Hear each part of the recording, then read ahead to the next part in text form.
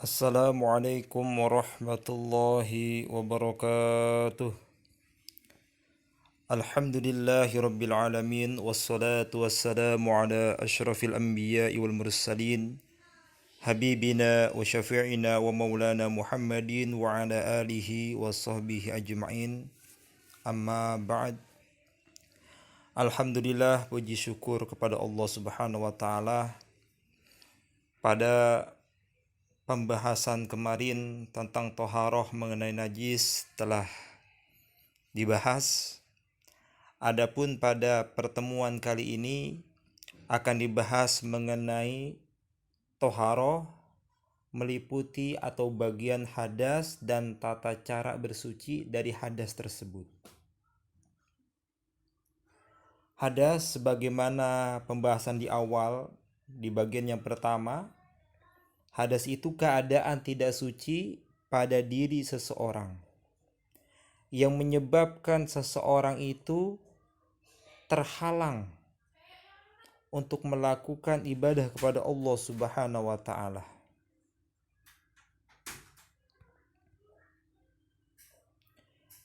Yang pertama adalah hadas kecil.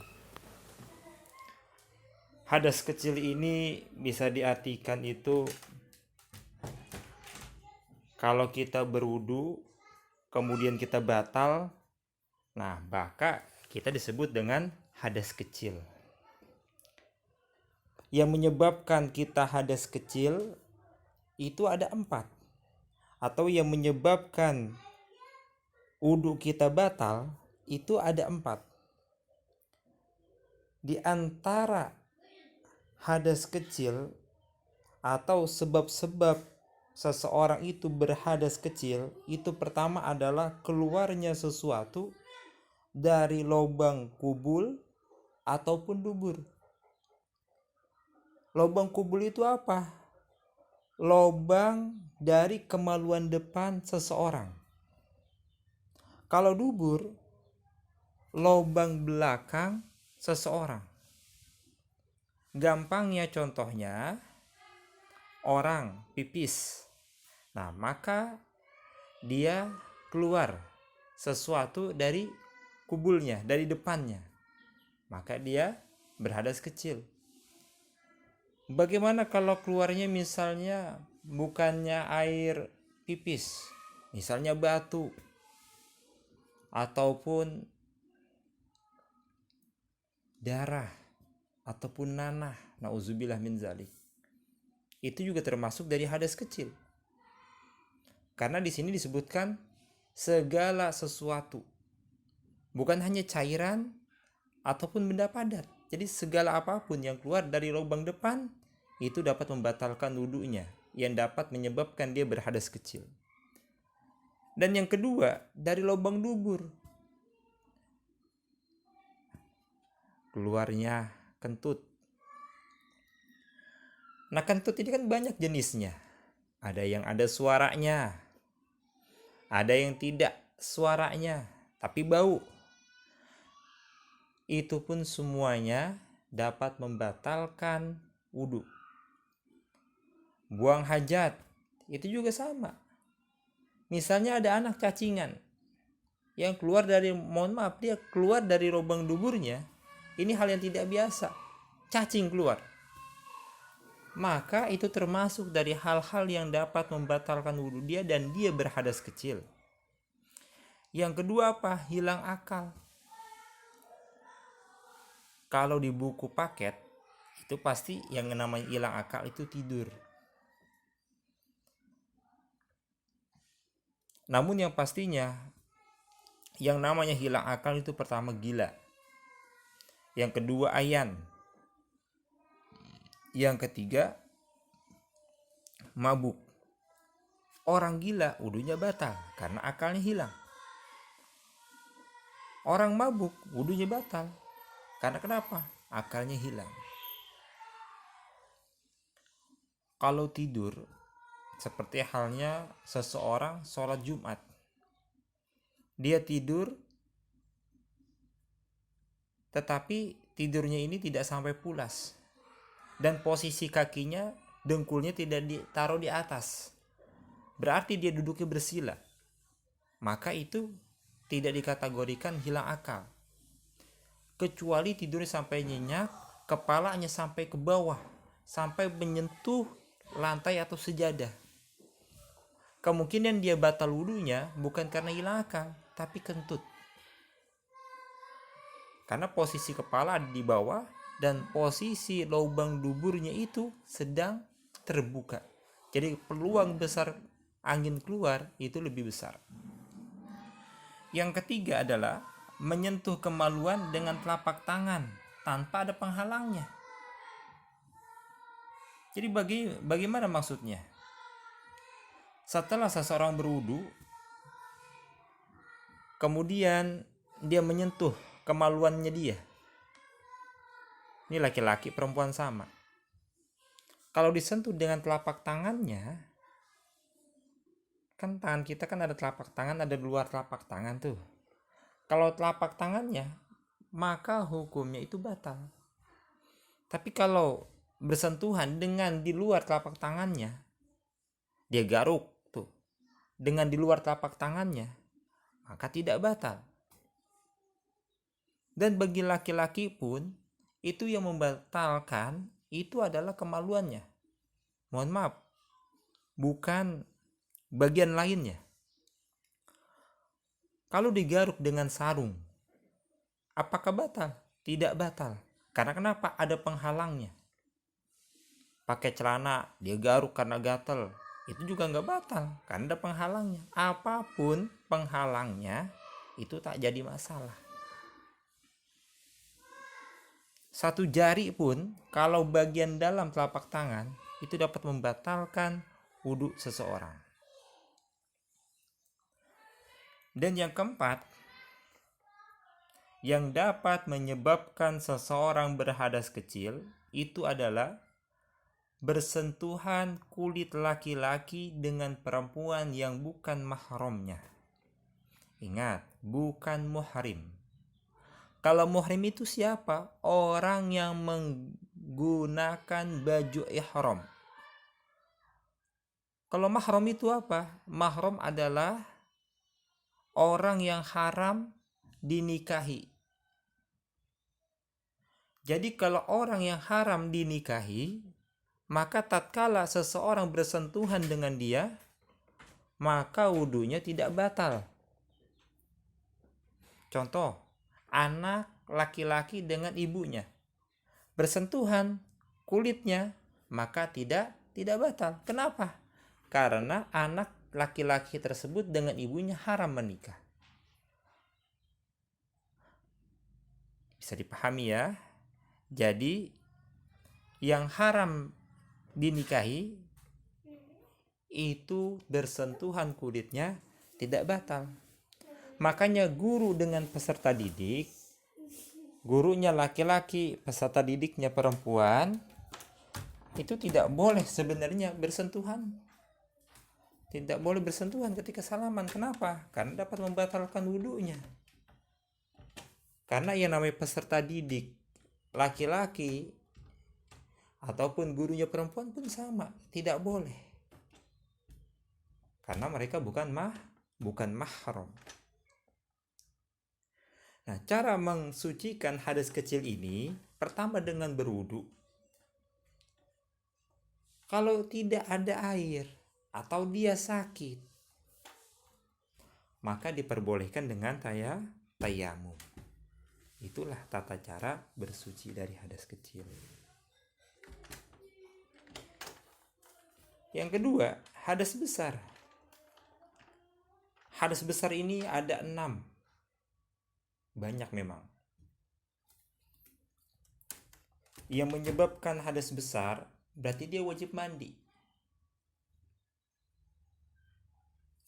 Pertama, apa yang menyebabkan seseorang itu berhadas besar? Pertama, berhubungan suami istri atau bersetubuh. Yang kedua, keluar air mani atau keluar air sperma. Bagi siapa? Laki-laki dan perempuan. Laki-laki perempuan bisa mengeluarkan air sperma. Ketika umur berapa tahun? Ketika umur 9 tahun. Di dalam kitab Safinatun Najah karangan Al-Imam Salim bin Sumair Al-Khadrami itu menjelaskan bahwasanya yang namanya mimpi basah bisa terjadi pada anak laki-laki ataupun anak perempuan tatkala usia mereka itu 9 tahun. Dan dari 3, 4, 5 ini adalah khusus perempuan. 3 haid. Jadi kalau haid ini khusus perempuan tatkala usia dia sudah memasuki usia 9 tahun. Jadi kalau ada anak umur 9 tahun ya sekarang berarti kelas kurang lebih itu kelas 4 atau kelas 5 lah. Itu sudah normal. Haid itu apa? Darah yang keluar dari rahim seorang perempuan dengan cara jalan yang sehat. Maksudnya apa? Bukan penyakit, memang rutinitas dia setiap bulan umumnya. Dan paling sedikit waktu haid itu adalah 24 jam. Kurang dari 24 jam bukan darah haid, tapi darah istihadah. Umumnya darah haid itu kapan? Berapa hari? 6 sampai 7 hari. Paling lama perempuan haid itu adalah 15 hari. Lebih dari 15 hari itu bukan darah haid lagi, darah istihadah, darah penyakit. Kalau haid, perempuan haram dia sholat, haram dia puasa. Namun tatkala sudah pas 15 hari, memasuki hari yang ke-16-nya dan disebut darah istihadah, maka perempuan itu wajib sholat, wajib puasa. Sebagaimana seperti biasa, tentunya dengan tata cara yang berbeda. Kok dengan tata cara yang berbeda? Betul. Karena kalau orang istihadah sebelum dia sholat, itu wajib dicuci dulu kemaluannya, dibersihkan dulu darahnya, kemudian dipakai pembalut. Dan wudunya yang digunakan hanya sekali pakai tatkala dia sholat pada waktu itu. Contoh maghrib. Selesai sholat, tatkala dia mau lanjut ke isya, dia bersihkan lagi darah istihadahnya, kemudian dia sholat untuk wudu, baru sholat isya. Jadi wudunya sekali pakai. Ini masalah haid. Dan ini haid ini jangan dibilang penghalang ibadah. Karena ini adalah suatu anugerah yang Allah berikan kepada seorang perempuan. Agar perempuan itu ya tentunya bisa sehat. Karena dalam rahim perempuan, kalau seandainya, mohon maaf, dia tidak haid, kemungkinan besar dia tidak punya anak. Tetapi ada, subhanallah, maha suci Allah yang telah memberikan kemuliaan kepada putri Nabi Muhammad SAW, yaitu Fatimah Zahra. Fatimahlah perempuan yang tidak haid, makanya disebut Fatimah Zahra. Zahra ini bunga mawar yang selalu mekar. Beliau tidak pernah haid tapi punya anak, Hasan dan Husain. Dan yang keempat, melahirkan baik cara disesar, cara normal. Kalau anaknya sudah keluar, maka perempuan itu wajib mandi atau mandi janabat. Kalau ini bagi orang yang junub. Ini kalau mandi melahirkan ya mandi wiladah. Kalau mandi melahirkan. Dan yang kelima, ini nifas. Nifas itu apa? Darah yang keluar setelah melahirkan. Ada takarannya, ada ukurannya. Paling sedikit darah nifas itu segumpal darah. Sedangkan darah yang paling banyak, umumnya darah nifas itu apa? Berapa hari? 40 hari. Dan maksimalnya darah nifas itu 60 hari. Ini anugerah juga dari Allah Subhanahu wa taala, kasih sayang Allah Subhanahu wa taala kepada perempuan. Setelah mereka capek, melelahkan, meletihkan, taruhannya nyawa tatkala mereka melahirkan, Allah berikan mereka istirahat. Tidak sholat, tidak puasa. Karena kenapa? Hukumnya haram. Dan yang keenam adalah meninggal dunia. Orang meninggal dunia perbedaannya apa dengan yang 1, 2, 3, 4, 5? Kalau 1, 2, 3, 4, 5 itu mereka mandi sendiri. Orang yang mandi sendiri. Kalau yang keenam dimandiin. Bisa sih bisa. Dimandiin bisa satu, tapi secara umum pasti mandi sendiri. Tapi kalau 6, mana ada orang yang meninggal mandi sendiri? Pasti dimandiin oleh orang lain. Itu yang membedakannya, meninggal dunia. Manusia suci awalnya, kembali suci lagi kepada Allah Subhanahu wa ta'ala.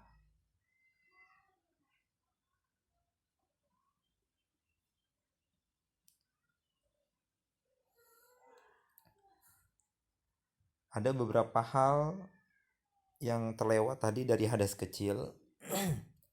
Ketika seseorang berhadas kecil, pertama, dia haram membawa Al-Quran. Dia haram memegang Al-Quran. Dia haram sholat. Dia haram tawaf. Itu yang berhadas kecil. Jadi kalau kita sudah kentut, sudah buang angin, kita mau baca Al-Quran, mau pegang Al-Quran, itu wajib wudhu terlebih dahulu. Nah, sedangkan hadas besar ini lebih banyak lagi. Kalau berhadas besar, gak boleh memegang Al-Quran, gak boleh membawa Al-Quran, gak boleh membaca. Kalau hadas kecil masih boleh membaca. Tapi kalau sudah hadas besar tidak boleh membacanya. Tapi kalau mendengarkan masih boleh. Dengarkan azan boleh. Orang berhadas besar juga tidak boleh masuk masjid, hukumnya haram. Misalnya belajar, bagi yang haid tidak boleh dalam masjid, harus di luar masjid.